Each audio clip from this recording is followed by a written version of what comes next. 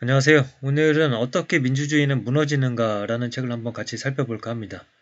이 책은 하버드 대학교 정치학과 교수인 스티븐 레비츠키와 데니얼 지블렛이 지은 책이고요. 먼저는 뉴욕타임즈에 트럼프는 민주주의의 위협이 되는가 라는 칼럼을 썼었는데 그 글이 100만 이상의 조회수를 기록을 하면서 주목을 받았고 출판사의 요청을 받아 이 책을 만들게 되었다고 합니다. 이 두 명의 저자는 이 하버드 대학교 교수이자 정치학자이고요. 민주주의에 관련된 연구를 이제 계속 해왔습니다. 2017년 1월 달에 트럼프 대통령의 임기가 시작이 되었고, 이 책이 출간된 것은 2018년 1월 달입니다. 그래서 트럼프 대통령 집권 초기에 나온 책이라고 볼 수가 있겠고요. 서문에 이런 내용이 나옵니다. 민주주의는 언제나 위태로운 제도였다. 그럼에도 미국 사회는 지금까지 잘 버텨왔다. 그런데 이제 최근 분위기가, 최근에 미국의 정치인들이 경쟁자를 적으로 여기고, 언론의 자유를 억압하고, 선거 불복을 선언하고 있다. 그리고 법원과 안보기구, 윤리위원회 등 민주주의의 제도적 완충 장치를 허물어뜨리고 있다. 게다가 2016년에는 미국 역사상 처음으로 공직 경험이 전혀 없고, 헌법이 보장한 기본권을 존중할 의지가 보이지 않는 독단적 성향이 뚜렷한 인물, 바로 이제 트럼프 대통령이 선출이 되었습니다.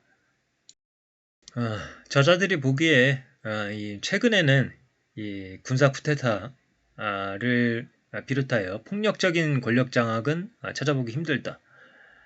냉전이 끝나고 민주주의의 붕괴는 대부분 군인이 아니라 선출된 지도자의 손에서 이루어졌다. 이들은 사법부를 효율적으로 개편하고 부패를 척결하고 선거 절차를 간소화한다는 명분으로 민주주의를 개선하려고 한다. 신문은 똑같이 발행되지만 자체 검열을 강요한다. 시민들은 정부를 비판할 수 있지만 그럴 경우 세무조사를 받거나 소송당하게 된다. 이 쿠데타나 계엄령 선포, 헌정 질서의 중단 같은 것들은 독재의 경계를 넘어서는 명백한 순간이 이제 포착이 되는데요. 이렇게 이제 선출된 지도자의 손에 의해서 이 민주주의가 꺾이는 것은 그러한 명백한 순간이 없기 때문에 사회의 비상벨이 울리지 않습니다.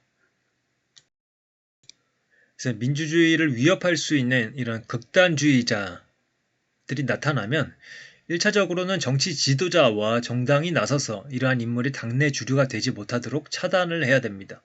그리고 이들에 대한 지지와 연합을 거부하고 필요하다면 다른 당의 민주주의 후보자를 지지하거나 경쟁 세력과 적극적으로 연대함으로써 이들이 권력을 잡지 못하도록 막을 수 있다. 이를 위해서는 정치인들의 결단이 필요하다.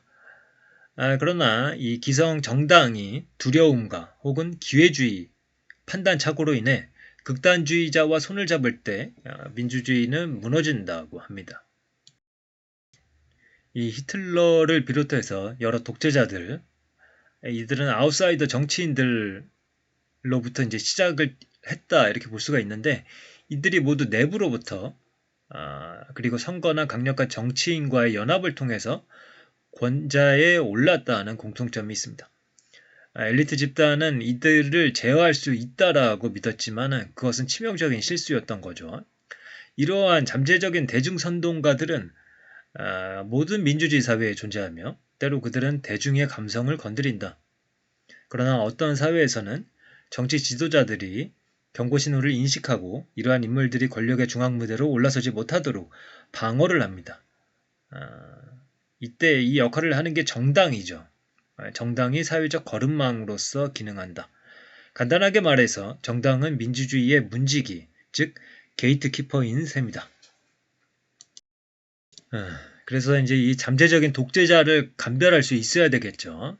그래야지 정당이 게이트키퍼로서 기능을 할 수 있을 테니까요.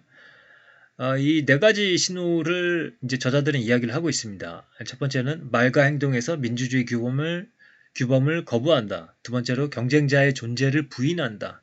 세 번째, 폭력을 용인하거나 조장한다.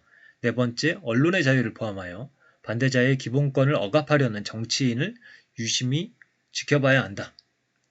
이러한 전제주의 리트머스 테스트에서 양성 반응을 보이는 사람들은 주로 포퓰리즘 아웃사이더 정치인들입니다. 이들은 기성 정치에 반대하고 그들 자신이 국민의 목소리를 대변하면서 부패하고 음모를 꾸미는 엘리트 집단과 전쟁을 벌이겠다고 주장을 합니다. 그리고 기존 정당 체계의 가치를 부정하면서 기성 정치인들을 민주적이고 비애국적인 자들로 매도를 하고 있습니다. 이 위에서 이 언론의 자유와 관련해서 이 오늘날의 독재자와 민주주의 지도자를 구분하는 기준은 비판에 대한 대응 방식을 보면 된다고 합니다. 독재자는 야당과 언론과 시민사회에서 자신을 비난하는 이들을 권력을 이용해서 처벌하려고 한다고 합니다. 그래서 이제 극단주의자들을 이제 걸러야 되는데 이 방법은 여러 가지가 있겠죠. 첫 번째로는 독재자를 선거 기간에, 그러니까 잠재적인 독재자를 선거 기간에 당내 경선에서 배제시킨다. 선거에서 이길 가능성이 아무리 높다고 하더라도 국가적인 이익을 봤을 때 그런 사람은 당내 경선에서 배제하려고 노력을 해야 된다는 겁니다. 두 번째로는 정당의 조직 기반에서 극단주의자를 제거하는 것. 그러니까 정당 자체의 조직 기반에서 제거를 하는 겁니다. 세 번째는 당 바깥에서 이 반민주적인 정당이나 후보자와의 모든 연대를 거부하고 이 극단주의자를 체계적으로 고립시킨다. 그래서 이제 용기 있는 지도자는 급박한 순간에 민주주의와 국가를 당의 이익보다 앞세우고 또한 유권자에게 무엇이 중요한지 분명히 밝혀야 한다. 연합을 통해 민주세력을 직결함으로써 극단주의자가 권력을 차지하는 것을 막아야 한다. 물론 정당이 문지기 역할에만 집중할 때 후보 선출 과정이 비민주적으로 이루어질 위험이 있습니다. 국민은 물론 일반 당원의 뜻을 제대로 반영하지 못하는 보스 정치로 전락할 수가 있는데 반대로 국민의 뜻에만 집중해도 위험에 빠질 수 있다. 자칫 민주주의를 위협하는 선동가를 후보로 선출할 수 있기 때문이다. 정당이 이러한 상충관계에서 벗어날 방법은 없다. 문제는 언제나 균형을 잡는 일이다. 그래서 이러한 내용을 보면 볼수록 민주주의라는 것이 어떤 궤도에 올랐다고 해서 그 수준이 계속해서 유지가 되는 것도 아니고 그 공동체의 시민들이 노력을 해야지 그 상태가 유지될 수 있는 것이다. 그래서 뭐 민주주의의 꽃은 뭐 선거다 뭐 이런 말이 있는데 민주주의 자체가 꽃이라는 생각이 들더라고요. 그것을 잘 가꾸지 않으면 잘 보호하지 않으면 금세 시들어버리고 말 것이다 라는 생각이 들었습니다. 과거의 사례로 이 포드 자동차의 설립자인 헨리 포드가 정치에 뛰어들었었는데 이 사람이 선택한 전략은 일단 은행가와 유대인과 공산주의자들을 이제 비난을 하고 유대인 은행가들이 미국 사회를 장악할 음모를 꾸미고 있다고 주장을 했습니다. 그래서 전 세계 인종주의자들의 열렬한 지지를 받게 됩니다. 히틀러조차 나의 투쟁이라는 책에서 포드에 대한 존경을 드러냈고 이러한 헨리 포드를 민주당 지도부는 인정을 하지 않았습니다. 이 한 상원의원은 포드의 출마를 이렇게 일축했습니다. 60이 넘도록 훈련도 경험도 없는 사람이 어떻게 감히 그런 자리를 꿈꾼단 말인가. 이렇게 이제 공직 경험이 없는 지도자는 당선 후에 어떻게 행동할 것인지를 예측하기 어렵다고 합니다. 어쨌든 이 가당치도 않다 이렇게 이제 표현을 했었고 이제 헨리 포드는 이렇게 이야기를 합니다. 지금으로서는 지명 가능성에 대해서 생각하지 않습니다. 하지만 내일 무슨 일이 벌어질지 아무도 모릅니다. 어쩌면 전쟁이 터질 수도 있죠. 위기 상황에서 중요한 것은 법률과 헌법이 아닙니다. 국민이 바라는 것은 위기를 조속히 해결해 줄 인물입니다. 그래서 아까 서두에 이야기한 대로 엘리트 정치가 아니라 국민을 보고 간다 이런 식의 말들 이제 전형적이라고 이제 표현을 합니다. 이 말은 자신의 앞길을 가로막는 문지기 제도가 사라져야 출마를 고려하겠다는 뜻이었다. 그러나 포드는 끝내 기회를 얻지 못했다. 그래서 이 저자들의 관점에서 봤을 때 아마도 이 트럼프가 이때 나왔다라면은 당선이 되지 않았을 거라고 보는 거고 지금 트럼프가 당선이 되었을 때 그렇다면 미국 정치계에서 뭔가가 무너졌다라고 이제 판단을 하고 있는 겁니다. 이 문지기들이 힘을 잃은 이유에 대해서 이제 두 가지를 이야기를 하고 있습니다. 첫 번째는 미국의 경우 연방대법원의 2010년 판결 덕분에 외부 자금을 선거운동에 훨씬 더 수월하게 끌어들일 수 있게 됐다. 억만장자 후원자나 혹은 인터넷을 통해서 소액 기부를 통해 어마어마한 규모의 후원금을 합법적으로 모을 수 있게 됐다. 자금이 풍부한 프라이머리 후보자들의 약진은 미국의 정치 환경이 보다 개방적이고 유연해졌음을 나타내는 현상이기도 하지만 한편으로는 문지기들이 힘을 잃게 되는 그런 흐름이 있는 거죠. 그래서 양날의 칼이다 이렇게 보시면 되겠고요. 또 하나로는 이제 대체 언론, 케이블 뉴스와 소셜 미디어 산업의 성장을 꼽을 수가 있다. 새로운 매체 환경에서는 보다 쉽고 빠르게 인기와 대중적 지지를 끌어모을 수 있게 되고 문지기들은 역시 그 대중의 이제 반응을 이끌어낼 수 있는 그런 정치인에 대비해서 힘을 잃게 되는 거죠. 이렇게 됨으로써 이제 후보 지명 과정에 문이 활짝 열렸다. 이들의 등장을 더 이상 막을 수 없게 되고 말았다. 한편은 이제 그 독재자가 대통령이 되지 못하도록 이제 막는 것을 이제 정당에서 이 게이트키퍼 역할을 해야 된다라고 이제 봤었는데 이 잠재적인 독재자가 일단 권력을 잡으면 이제 두 번째 중요한 시험대로 이제 단계가 넘어가게 되는 거죠. 그 독단적인 지도자가 민주주의 제도를 전복할 것인가 아니면 제도가 그를 통제할 것인가. 그러나 제도만으로는 선출된 독재자를 실질적으로 제어할 수 없다. 정당 체제와 시민사회는 물론 민주주의 규범이 필요하다. 그 규범이 무너질 때 헌법에 명시된 권력 분립은 우리의 기대와는 달리 민주주의 보호막으로 기능하지 못한다. 독재자는 민주주의 제도를 정치 무기로 삼아 마음껏 권력을 휘두를 수 있다. 사법부를 비롯한 중립기관들을 자신의 입맛대로 바꾸거나 무기로 활용하고 언론과 민간 영역을 매수하고 정치 게임의 규칙을 바꿔서 경쟁자에게 불리하게 운동장을 기울인다. 이제 과거에는 이 두 가지 기본적인 규범이 미국 사회의 견제와 균형을 유지해 왔다.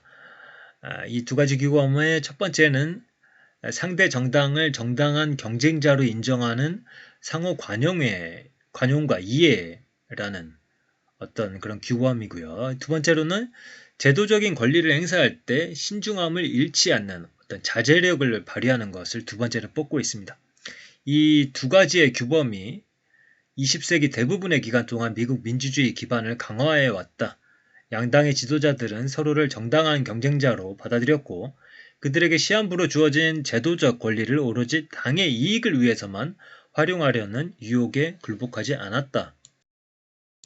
그래서 이제 첫 번째 상호 관용이라는 규범은 정치 경쟁자가 헌법을 존중하는 한 그들이 존재하고 권력을 놓고 서로 경쟁을 벌이며 사회를 통치할 동등한 권리를 갖는다는 사실을 인정한다는 개념이다. 한 진영이 경쟁자를 위협적인 존재로 바라볼 때 선거에서 그들에게 지지 않을까 노심초사한다. 그리고 선거에서 이기기 위해 필요한 모든 수단을 동원할 것이며 그 과정에서 전제적인 방안까지 고려할 것이다. 범죄자나 불온한 인물이라고 꼬리표가 붙은 정치인들을 모두 투옥하려 들 것이다. 그래서 미국의 경우에는 반미주의자 혹은 미국 사회의 위협적인 존재, 공산주의자 이런 식으로 꼬리표를 붙이는 것들 이런 것들이 상대를 경쟁자로 인정하지 않고 아예 상대 존재를 말살시키겠다 이런 뜻을 가지고 있는 거죠. 그 다음에 두 번째로 자제규범, 이 강한 힘을 발휘하는 나라에서 정치인들은 제도적 특권을 최대한 활용하려 들지 않는다.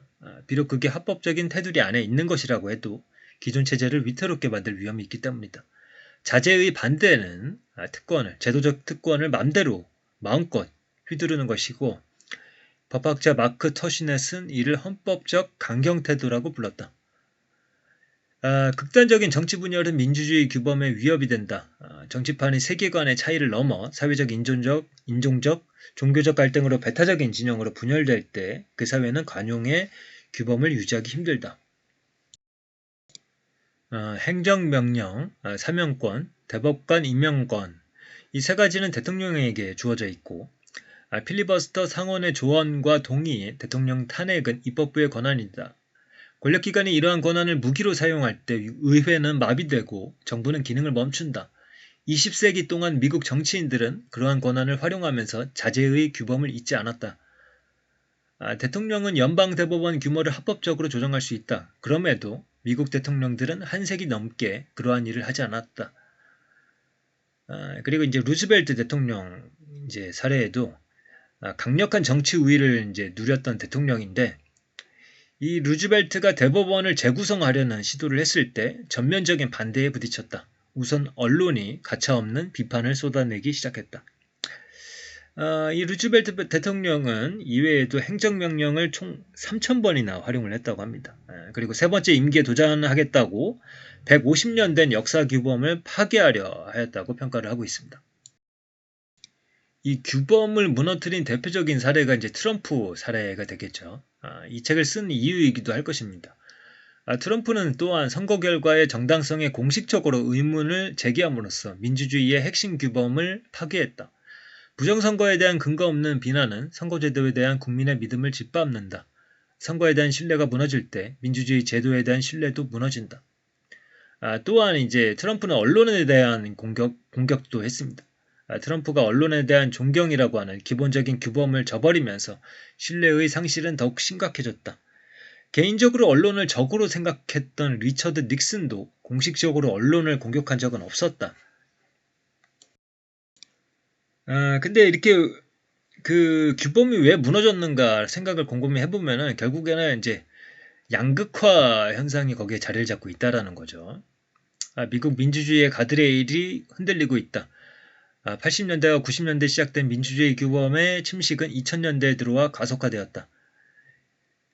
이 문제의 뿌리는 무척이나 깊다. 민주주의 규범의 침식은 당파적 양극화에서 비롯되었다.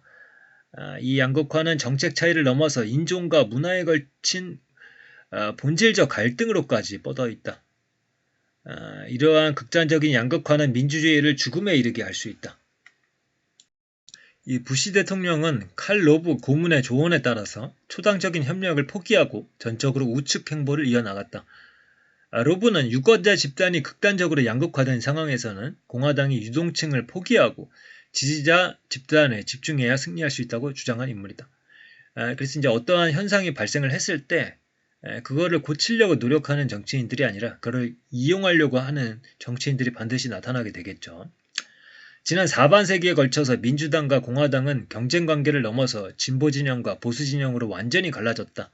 또한 각 정당의 지지자들은 인종과 종교, 지역은 물론 심지어 삶의 방식을 기준으로 뚜렷하게 나뉘었다. 2000년대로 접어들면서 민주당과 공화당은 더 이상 이념적인 빅텐트가 아니었다. 민주당 내 보수주의 인사 그리고 공화당 내 진보주의 인사가 사라졌고 그에 따라 정당 간의 공통분모도 줄어들었다. 그래서 이제 이 조사를 이제 소개를 하고 있더라고요.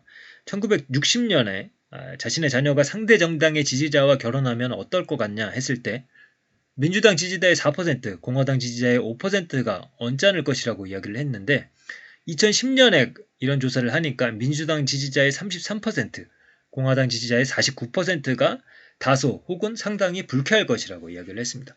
그러니까 이제 완전히 이제 양극화 현상이 발생을 하고 있는 거죠. 그래서 그런 배경에는 어떤 흐름들이 있을 텐데요. 1950년만 해도 미국 전체 인구에서 유색 인종이 차지하는 비중은 10%를 살짝 웃도는 수준이었습니다. 그러던 것이 2014년에는 38%로 증가를 했죠. 민주당 지지자 중에 유색 인종 비중이 1950년대 7%에서 2012년 44%로 크게 증가를 했고 반대로 공화당 지지자 중에 백인 비중은 2000년대 이르기까지 줄곧 90% 수준을 유지하고 있다. 이 세금이나 정부 지출과 같은 일반적인 정책 사안으로 갈라지는 것, 그것에 비해서 인종과 종교적인 어떤 정체성을 통해서 갈라지게 되는 것들, 이런 것은 더욱 극단적인 적대감을 낳는 양극화 동인이라고 설명을 하고 있습니다. 그래서 이제 1964년 역사가 리처드 호프스테터는 지위 불안이라고 하는 개념을 통해 집단의 사회 지위, 정체성, 소속감이 위협받고 있다고 인식될 때 미국 정치의 편집증적인 성향이 나타나고 이는 결국 과열되고 상대를 지나치게 의심하고 과도하게 공격적이고 극단적이고 종말론적인 정치 접근 방식으로 이어지게 된다고 주장을 했습니다. 그러면 어떻게 해야 하는가라고 했을 때, 이 뒷부분에 이제 이런 내용들이 좀 나오는데요. 트럼프 행정부의 전체주의 행보에 대해서 강력하게 대응해야 된다. 하지만 그 과정에서 민주주의 규범을 어기지 않도록 주의해야 한다. 그러니까 저쪽에서 이제 더티하게 군해, 그럼 여기서도 더티하게 하겠다. 뭐 이런 식으로 대응하지 말아야 된다라는 거죠. 가능하다면 의회와 법원 그리고 선거를 통해 저항을 해야 한다. 반 트럼프 세력은 민주주의를 지지하는 광범위한 연합전선을 형성해야 한다. 가장 효과적인 형태는 서로 이질적인 그리고 여러 사안에 반대 입장을 취하는 집단이 하나로 뭉치는 연합이다.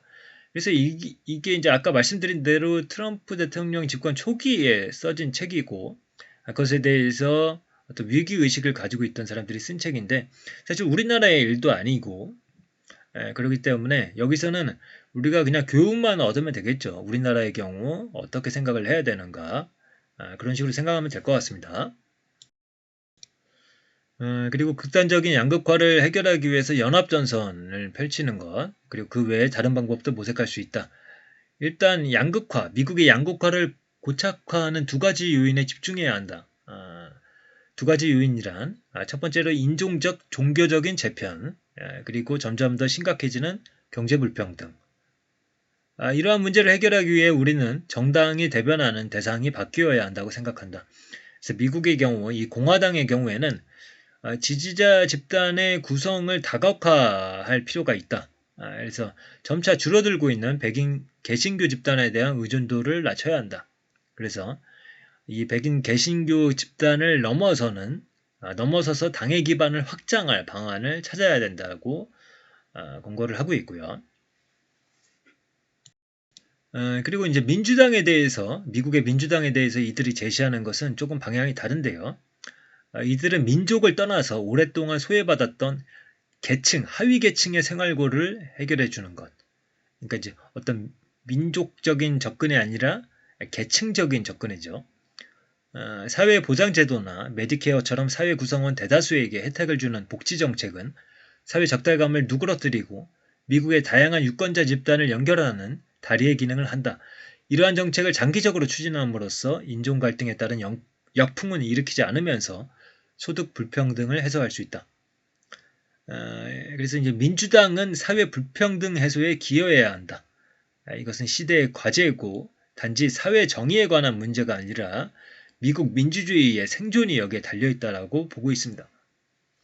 그래서 이제 어떻게 민주주의는 무너지는가라는 책을 이제 살펴봤는데 미국에서 민주주의가 무너지고 있고 그 중간 다리로서 이 정당들이 게이트키퍼의 역할을 하지 못했고 그리고 민주주의 규범이 무너졌는데 그 현상의 이면에는 어떤 사회적인 양극화가 벌어지고 있다라는 것. 그래서 양 집단으로 극단적으로 내달릴 수밖에 없고 그런 상황에서 상대를 증오하고 이러면서 규범이 무너질 수밖에 없게 되고 그러다 보니까 이 양극화를 해결하는 것이 사실은 근본적인 이제 문제 해결이 될 텐데 요 부분에 대한 이야기는 이제 후반부에 잠깐 나오고요.